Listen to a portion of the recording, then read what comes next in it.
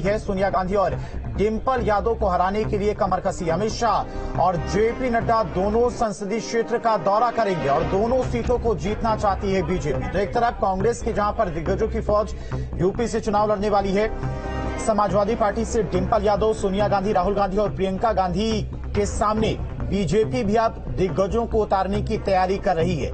मंथन किया जा रहा है सीटों को लेकर, रणनीति बनाई जा रही। रायबरेली और मैनपुरी को लेकर एक अलग तरह से बीजेपी की तरफ से रणनीति बनाई जा रही है। तमाम दिग्गज यहां पर प्रचार भी करेंगे, उसका भी खाका तैयार किया जा रहा है। सोनिया गांधी और डिंपल यादव को हराने के लिए बीजेपी की तरफ से कमर कसी गई है।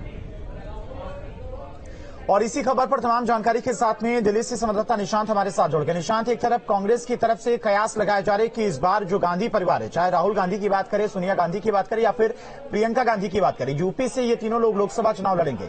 वहीं बीजेपी की तरफ से इन तमाम जो मजबूत सीटें जहां पर ये तीनों लोग लोकसभा का चुनाव लड़ेंगे, वहां को लेकर क्या कुछ खास रणनीति बनाई जा रही है?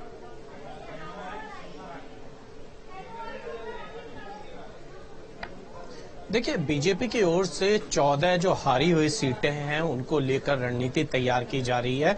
सबसे बड़ी बात है कि इनकी संख्या 16 थी, लेकिन 2 उपचुनाव जीतने के बाद अब संख्या 14 हो चुकी है और 14 सीटों पर बीजेपी को बड़े अंतर से जीत चाहिए, क्योंकि बीजेपी ने उत्तर प्रदेश में इस बार 80 का ही टारगेट किया है। तो ऐसे में सोनिया गांधी जो कि रायबरेली से उम्मीदवार होती हैं, डिंपल यादव जो कि मैनपुरी से जिन्होंने उपचुनाव लड़ा था, बीजेपी ने वहां पर अपनी तैयारियों को और मजबूत करने की कोशिश की है। और ऐसी कई सारी सीटें हैं जो जहां पर बड़े नेता और लड़ सकते हैं, जैसे कन्नौज है। कन्नौज से ये कहा जा रहा है कि अखिलेश यादव वहां से जाकर चुनाव लड़ सकते हैं। तो इन सीटों पर बीजेपी का केंद्रीय नेतृत्व लगातार प्रवास करेगा।